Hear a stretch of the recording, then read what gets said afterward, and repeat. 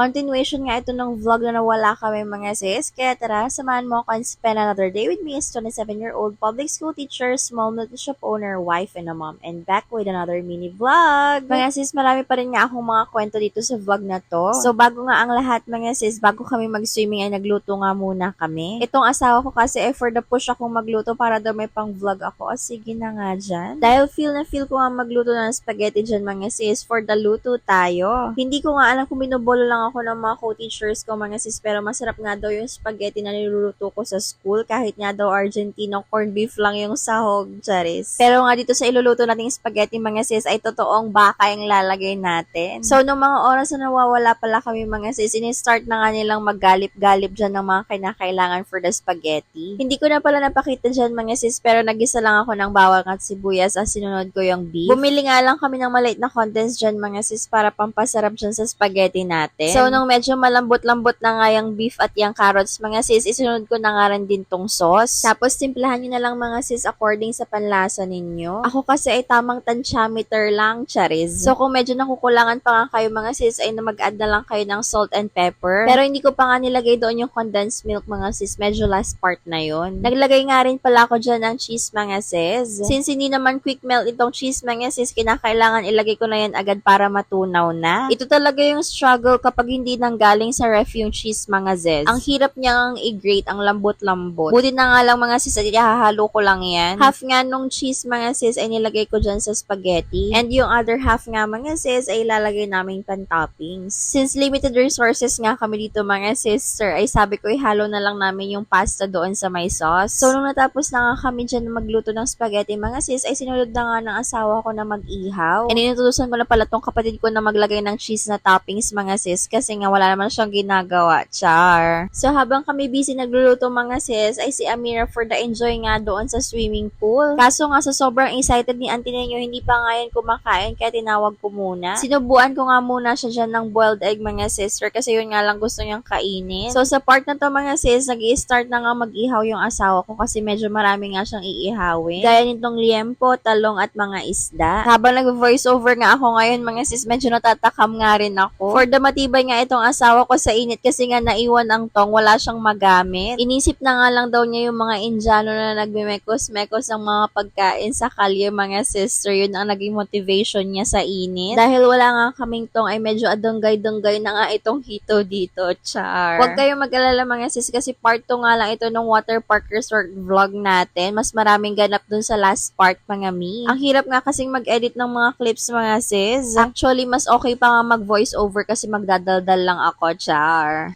Diba si auntie natin ay for the enjoy nga dyan mga sis. Idinamay niya pa nga si mama sa kanyang kaartihan. Charis. So that ends our vlog. See you again next time. Don't forget to like, follow, share, comment, and subscribe na kayo. Ganun din sa aming YouTube channel. Thank you guys for watching. Bye!